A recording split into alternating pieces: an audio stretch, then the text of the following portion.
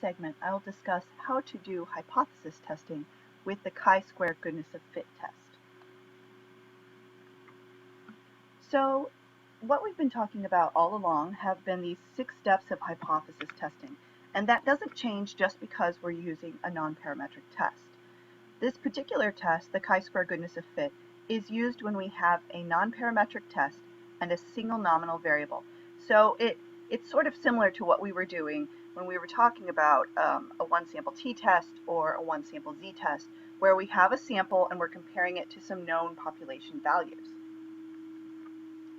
So the question that I'm asking is, do the proportions of colors in a snack-sized bag of M&Ms represent the proportions of colors as mixed in the factory? And I have some information, at least fairly recent, from 2008, about the proportions that they mix M&Ms in the bag, or actually at the factory. We don't know about in the bag because they put it all in this big tumbler by different proportions, and then they fill the bags. And so you're not necessarily going to get something representative. So we want to test that. We want to see, are they representative in terms of the mix? So we see that at the factory, they intend to have 13% red, 20% orange, 14% yellow, 16% green, 24% blue, and 13% brown. So let's start with our step 1. First, we have our populations, and we have 2. The first is like those we observed, so like those in our bag, snack-sized bag of M&Ms. And the second is like those we would expect. So we would expect to have proportions similar to that in the population. So those are our 2 different populations. Populations like the ones we observed, and populations like the ones we expect. Our comparison distribution is going to be the chi-square distribution. This is a new distribution that we haven't really used before, but it's essentially going to be the same thing. There is a new table in the back of your textbook that you can use to look up values for your critical values. And now that brings me to our assumptions. And there are 4. A couple of them will seem similar, but most of them will be new. Just because we're doing non-parametric tests does not mean we don't have assumptions. It just means that we're not going to assume that the data are normally distributed. Okay, so the first one is that each observation is independent. That means that each observation can only fit into one of the categories. So if we talk about the M&Ms, we don't have red and orange M&Ms. We're not, putting a red M&M in the same color or in the same category as the orange M&M at the same time, okay? Because they can only be in one group. So the reds together, the oranges together, the blues together, etc. The second is that we want to have at least 5 as an expected frequency as a minimum in any cell. Now, there's different ways of doing this, but you want to make sure that you have at least that number. Or you could say, well, there's other research that suggests that you could say, okay, well, how many cells do I have? If I multiply that by 5, is my sample size, my number of observations, greater than that? So you could use either one of those to check this particular assumption. So in our case, because there are 6 colors of M&Ms, and if we wanted to multiply that 6 by 5, we'd get 30. So we need at least 30 participants. This particular assumption is kind of robust to violation, so if you don't quite have at least 5, you can still run it, but know that there might be some issues. Okay, so the third one, this one's pretty familiar by now, random selection. We want to make sure that our results are generalizable to the population. So if we randomly selected a bag of M&Ms, which we didn't, I just went to the corner gas station and picked one up, then we would be able to generalize to the population. Although I suppose you could argue that it is random selection in the sense that I could have gone to any corner gas station and picked any bag out of that box. Okay. And the last is that our variable is nominal. So the variable that we're using has named categories: red, orange, yellow, green, blue, and brown. So yes, we do definitely have a nominal variable. So on step 2, we're stating our null and research hypotheses. And there are no symbolic notations in chi-squared for your hypotheses. You can only state them in words. And the first is that the proportions of colors in a snack-sized bag of M&Ms is the same as the proportions of colors as mixed in the factory. And the second is the proportions of colors in a snack-sized bag of M&Ms is different from the proportion of colors as mixed in the factory. So they're fairly similar in terms of the way you state them. The first one is that they're the same, and the second one is that they're different, but you can't say it symbolically. Okay, so step 3, the characteristics of the comparison distribution.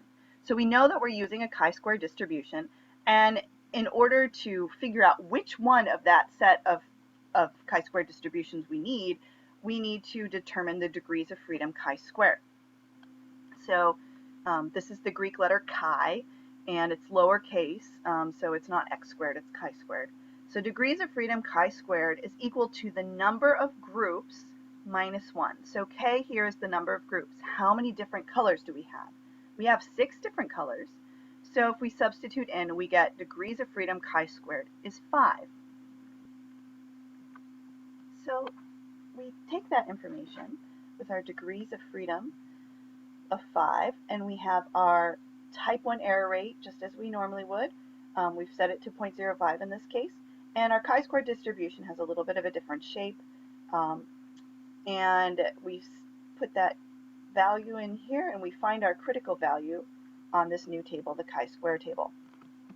Now, what you need is your significance level, which we have is 0.05, and then you need your degrees of freedom, which we've calculated as 5. So our critical value is 11.071.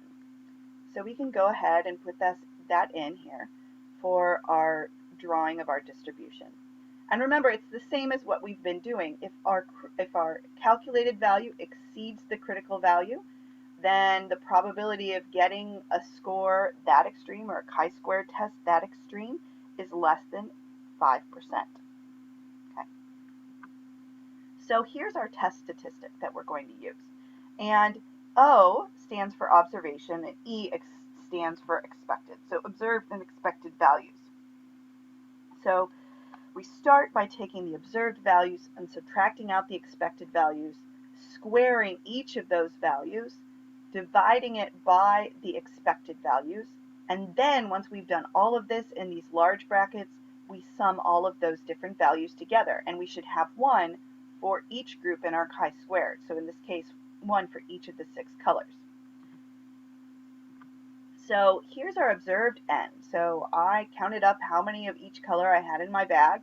I had 57 in my snack size bag of M&Ms. I had 11 red, 7 orange, 6 yellow, 17 green, 8 blue, and 8 brown.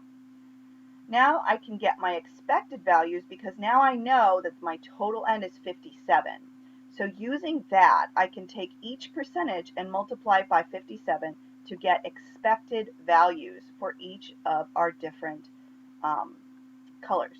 And it's okay that we have fractions actually, because this is what we're comparing it to. If we want it to be 13% and actually be 13%, then we'll have fractional values of M&Ms, even though in real life we don't. So in a bag with 57 M&Ms, we would expect 7.4 of them to be red, 11.4 to be orange, almost 8 to be yellow, 9.12 to be green, 13.68 to be blue, and again 7.41 to be brown. So now we have our observed values and our expected values. So this is our set of computations. So we have our observed, I put in a single column, and our expected, and you can see that you know which row each one is by the color of the background. So we take our observed, we subtract out our expected value for each, and so 11 minus 7.41 is 3.59. And then we square that value, get 12.89, and then we divide that squared value by the expected value and get 1.74. You might want to pause here, look away from the screen, see if you can compute out the rest of these values and see what you get. Okay, so you've gone through, you've computed each one of these values. These are the values that I got. My chi-square that I've calculated is 13.15. So what we do is we sum all of these values up in the very end, and that's what we get. that's our calculated value. So now we need to make a decision. Remember, our critical value is 11.071, and our critical value is somewhere over here, 13.15. So that's our critical value somewhere, or our critical value here, and we have our calculated value over here somewhere, and so we can reject the null hypothesis.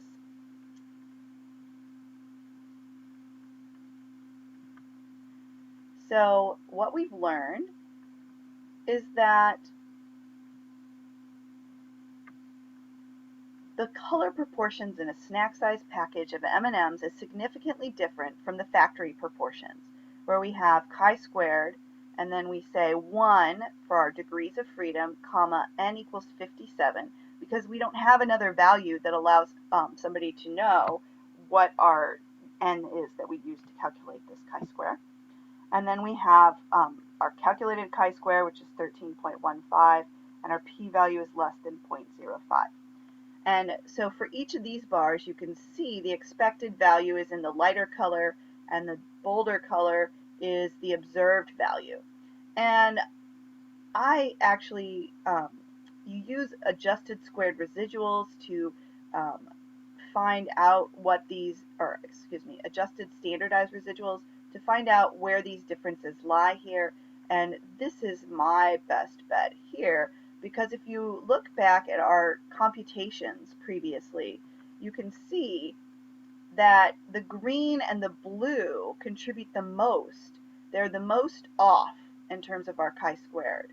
So I would imagine that this one would be definitely a contributing factor, is that we had way more greens than we would expect here.